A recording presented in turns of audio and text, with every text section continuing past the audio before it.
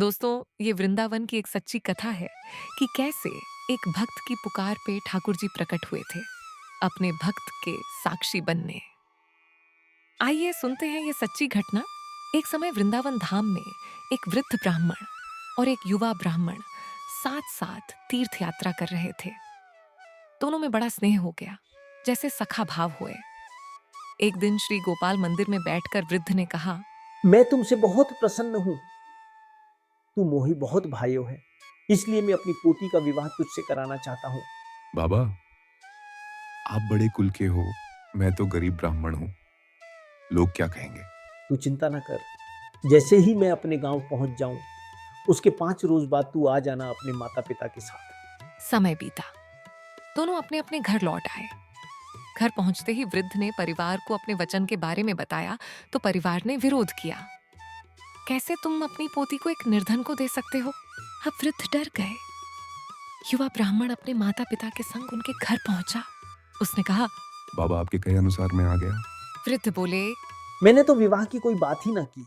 बाबा, आपने गोपाल जी के सामने वचन दिया था। कोई साक्षी है क्या? हाँ, स्वयं श्री गोपाल जी साक्षी हैं। सब लोग हंस पड़े। अरे, पत्थर की मूर्ति कैसे साक्षी देगी? तब युवक दृढ़ निश्चय करके पुनः वृंदावन चला गया। मंदिर में जाकर रो रो कर विनती करने लगा, हे मेरे गोपाल, अब आप ही मेरी लाज बचा सकते हैं।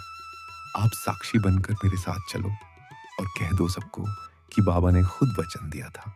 उसकी बारंबार विनती सुन और आंखों से बहते भक्तिमय अश्रु देख गोपाल प्रसन्न हुए और बोले, ठीक है, मैं तेरे साथ चलूंगा, पर एक शर्त है, तू मोहे 8 पहर का भोजन पवावेगा और जब मैं चलूं तो तू पीछे मुड़कर ना देखेगा।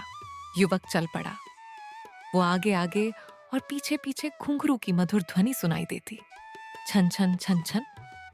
कान्हा अपनी चंचल टेढ़ी मेढ़ी चाल चलते थे। कई दिनों की यात्रा के बाद जब वो वृद्ध के गांव के पास पहुंचे तो अचानक वह ध्वनि बंद हो गई। युवक का मन घबरा गया। चिंता में उसने पीछे मुड़कर देख लिया। अब क्या था? गोपाल जी के कहे अनुसार उसी क्षण वे वहीं स्थिर हो गए, एक मनमोहक मूर्ति रूप में, और बोले, अब मैं आगे नहीं आ सकता, क्योंकि मैंने कहा था कि तूने अगर पलट के देखा तो मैं वहीं ठहर जाऊंगा। अब अगर तुझे साक्ष्य देना है तो उन्हें लोगन को यहाँ बुलाए लियो। गांव के लोग वहां आए। युवक ने सब कथा सुनाई।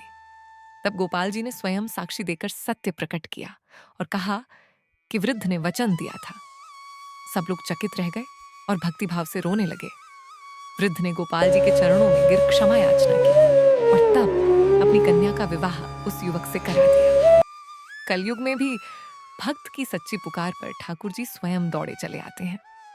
उस दिन से श्री कृष्ण का वह रूप साक्षी गोपाल कहलाया, जो भक्त के लिए स्वयं साक्षी बनकर प्रकट होते हैं। साक्षी गोपाल जी का यह मंदिर पूरी भुवनेश्वर के मार्ग में पड़ता है और मान्यता है कि जगन्नाथपुरी के बाद यहाँ आना आपकी यात्रा की पुष्टि करता है।